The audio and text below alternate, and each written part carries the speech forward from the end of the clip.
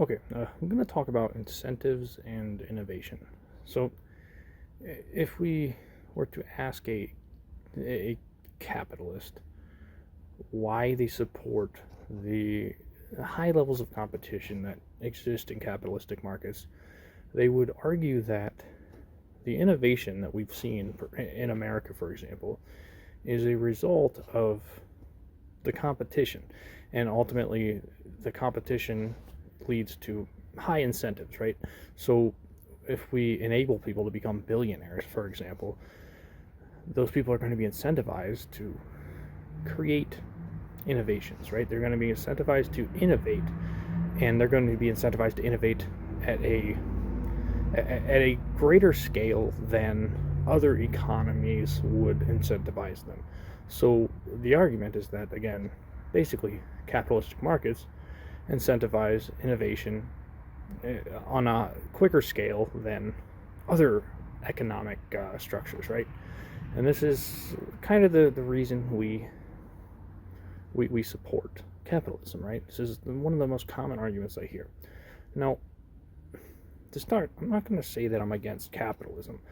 I'm going to kind of add a little nuance to that instead. So let's just kind of give you an example here. Just imagine that there's a tribe. This tribe has whatever 100 people in it, and everyone has a job. And if everyone does their job, this tribe thrives. Okay, everyone in the tribe survives, and they live, and they're comfortable, and again they thrive. So on the other hand, if somebody doesn't do their job, people start dying young. Okay, so in this 100-person tribe, there's no competing tribes. They're living comfortably in their plot of land or whatever.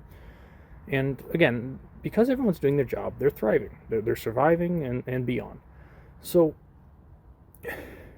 there's no competition with other tribes either, and there's no competition within the tribe. Everyone's just living kind of happily, right? They're all living in harmony. But this tribe lives in a cold climate. Okay, so say they live in I don't know, up northern Canada or something. This tribe is, what are they going to do?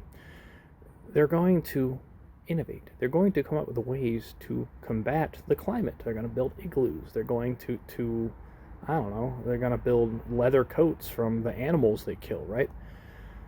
They're going to be incentivized to innovate ways to fight that cold climate because they need to do so in order to survive.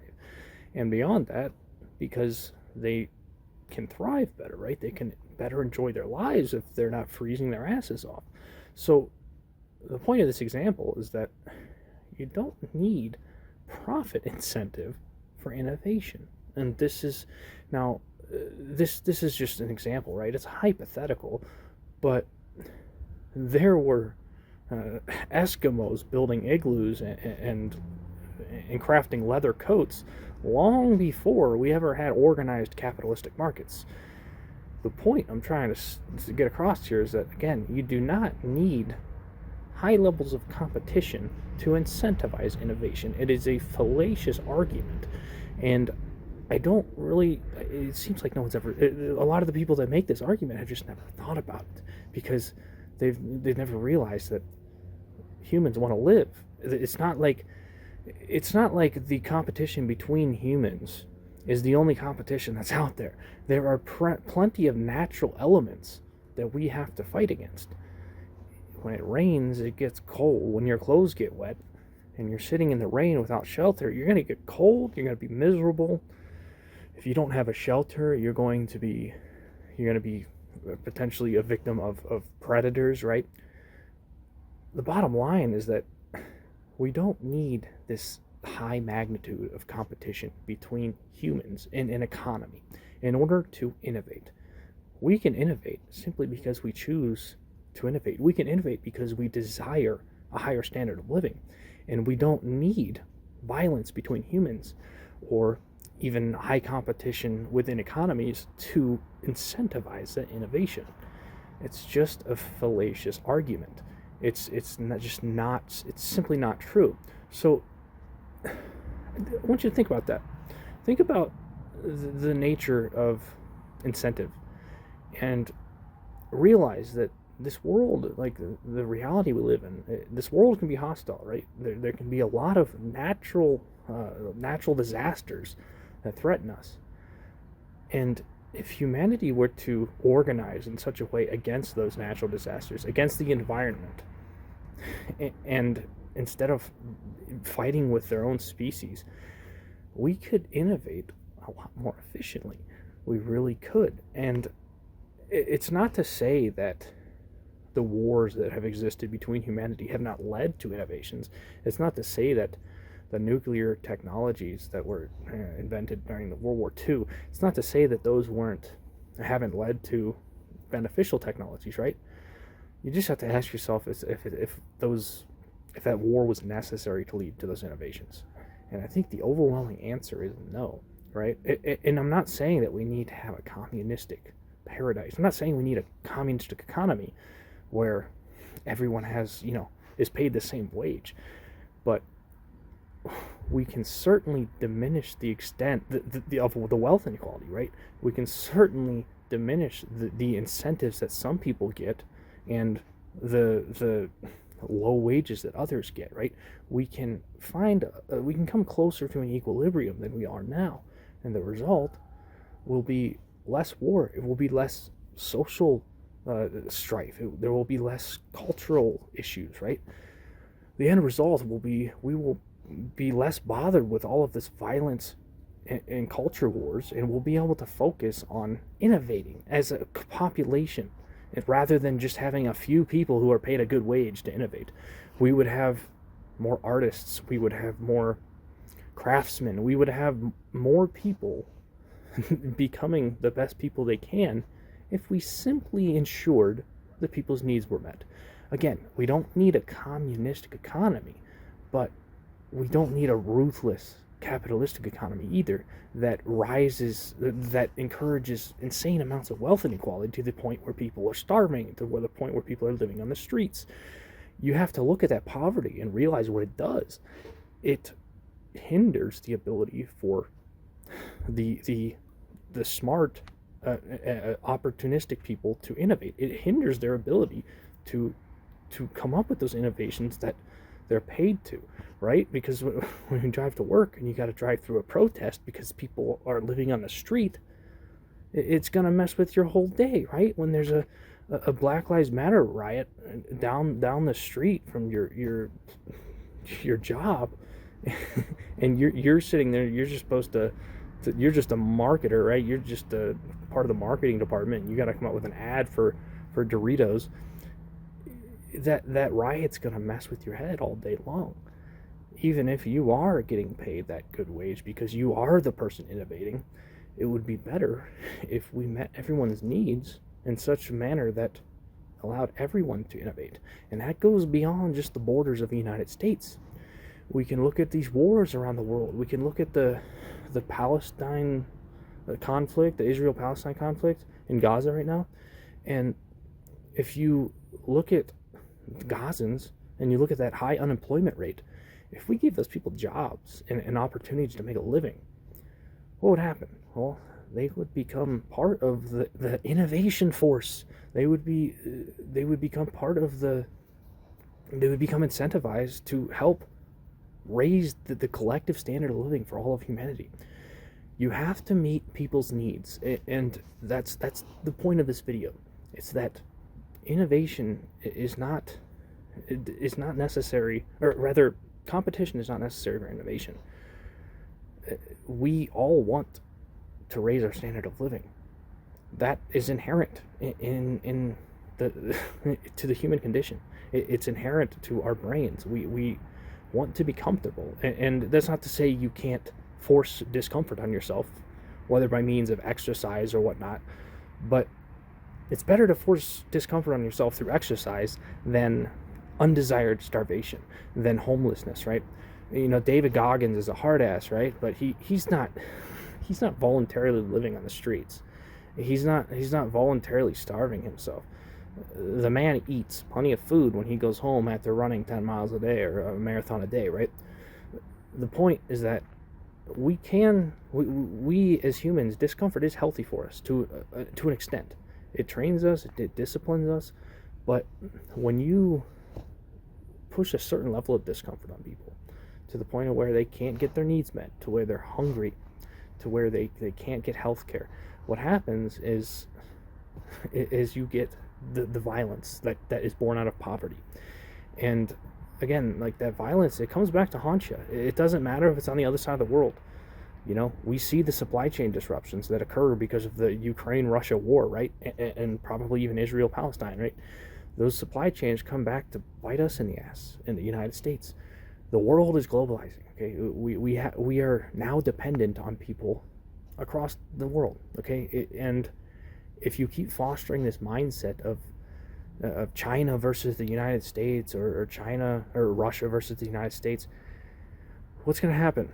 Well, you're just going to get more of the same. You're going to get more of this competitive mindset that drives poverty, and that poverty drives more violence, and that violence drives more disruption in your own life.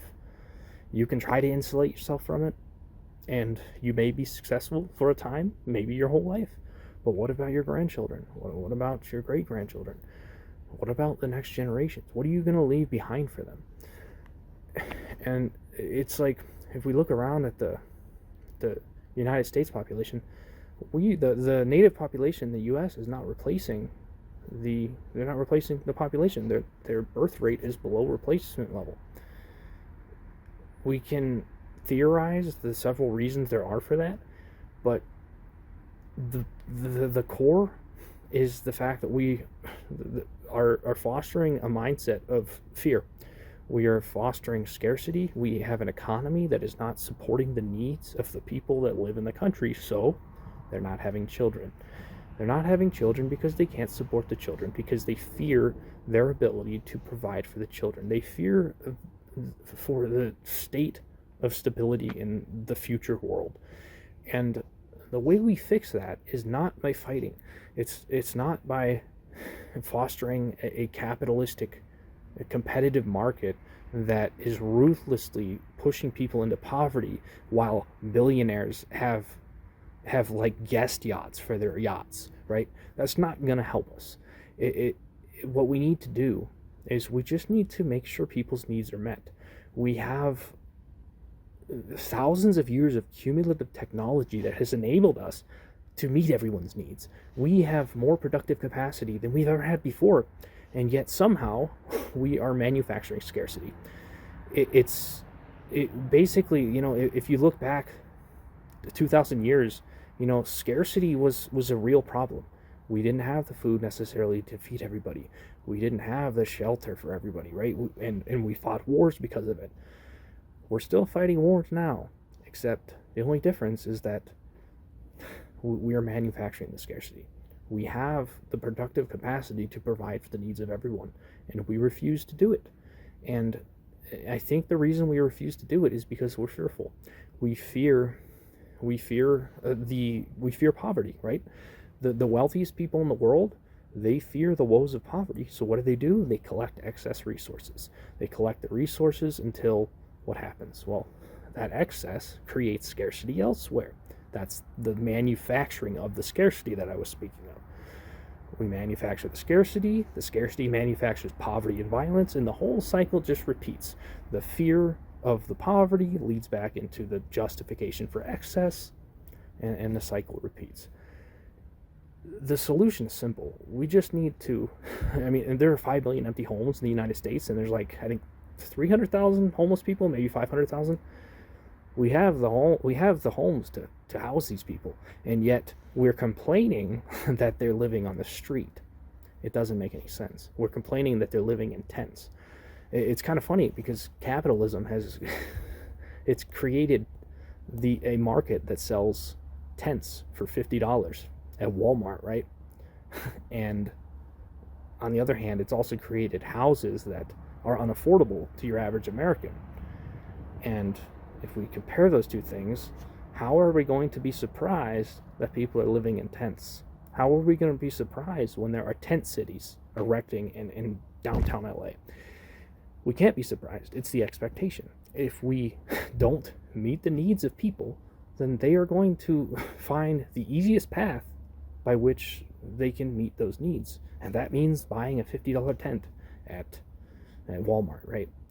And we just have to think a little bit. We have to quit being so fearful all the time. If you're an American and you have a house and you have a car, you're doing better than 95% of the world, probably, maybe more, maybe a little less. And yet it's mainly like Americans and middle class people who are the most fearful. And on the other hand, if you talk to someone on the street, they might be the most likely person to give you $1 if you needed $1 to buy some gas. We just need to foster a mindset of abundance. And it can be hard to do that if you're scared all the time. It can be hard to do that if you are absorbing the fear mongering that goes on in the mainstream media, right? So my advice to you there is stop watching the mainstream media. Stop voting for the people who the mainstream media tells you to vote for, because that's who we've been listening to for the past 40 years or beyond, and it's not working. It's just not working. The people we elect are not representing our interests, and at a certain point, we have to stop pointing the finger at them, and we have to point the finger at ourselves and realize that we're voting for the wrong people. And that goes for, in my opinion, both sides of this political divide. It goes for both those establishment Democrat and Republican candidates. It goes for Trump and Biden, Obama, Bush, etc. Right? I'm not the only one who thinks that JFK was the last good president we had. Right? It seems like we're just so distracted all the time by culture wars or other things, sports, I don't know, drugs, whatever it may be, and we're too distracted to organize against these moneyed interests, which ultimately are the ones kind of puppeteering the poverty. Again, that poverty leads to violence, violence leads to fear, and the fear justifies excess, and the excess creates more scarcity and poverty. We have to become conscious of this vicious cycle, or we will never escape it.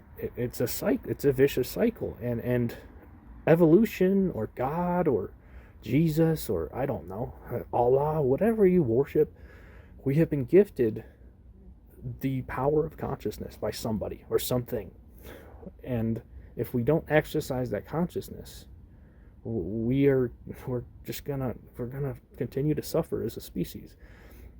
Now, I'm not to say it's all doom and gloom, right? Because the truth is the standard of living across the world has been going up pretty steadily, right? But we now have the technologies to drastically change the course of that standard of living very quickly, right? We have weapons that can drastically change the course of humanity very quickly. And instead of using that nuclear technology to destroy each other, we could perhaps use it to provide energy for the world. Or we could use other energy sources. The bottom line is we need to organize as a working class. And that doesn't just mean the United States. That means the working class needs to organize across the world. And the first step in that process, in my opinion, the step that we need to take is we either need to get on one language. We need to start all speaking one language, or we need some kind of technology that can translate languages in real time. So AI could do this perhaps. I think there's probably people already working on this. But just imagine if you could speak into a microphone to somebody that speaks Chinese and their words get directly translated into English in real time. That would be a very powerful tool, because what it would do is it would allow Chinese people to talk to Americans. And to the contrary, we all think we're enemies, right? But to the contrary, we're not. We're all just people trying to live a comfortable life. And we have a lot more similarities than differences. It's those similarities we need to focus on. And so long as we focus on the differences, we're going to continue to be divided. And that division leads to, eventually it leads to war. We need to foster a mindset of a collectivistic mindset. And we need to get rid of this individualistic mindset. The funny thing about individualism is that people think independence is good, but in reality, individualism, or rather independence, is impossible. Nobody is independent. I don't care if you're a billionaire. I don't care if you live off the grid. I don't care if you're an entrepreneur. I don't care if you grow all your own food. The bottom line is that nobody on this planet is independent, because we were all born as helpless infants. And the fact that you needed a mother and a father to care for you as a helpless infant, that invalidates any argument that anyone on this planet is independent. Everyone who is an adult that is alive today who can conceive of the concept of independence is no longer independent, because they were taken care of as a helpless infant. There's a lot of other species that aren't born completely helpless as an infant, as a newborn, but humans aren't one of them. The fact that we are helpless as an infant, it completely gets rid of any concept of independence in this life. And beyond that, all the wisdom, all the knowledge that was handed down to you, that is also proof that you are not independent. There are thousands of years of knowledge that was communicated through generations, and basically you have a refined version of that knowledge, right? And that wisdom, hopefully. That's the hope anyway. And you can't take credit for that. You just can't. It was you have to credit all of the humans that came before you, all of the ancestors of everyone on this planet. It's like reality is just a big chain of cause and effect. You have, and every cause that occurred before this moment was necessary to get us where we are, and you have to respect that. And if you don't, then you might get a little egotistical, and you might be that billionaire who thinks that you deserve billions simply because you have found yourself as the beneficiary of a broken economic system, an unsustainable economic system. And the unsustainability of that economic system is showing itself more and more each day. We have rising homelessness, we have rising diseases of despair, whether it be obesity, depression, anxiety, other health concerns, right?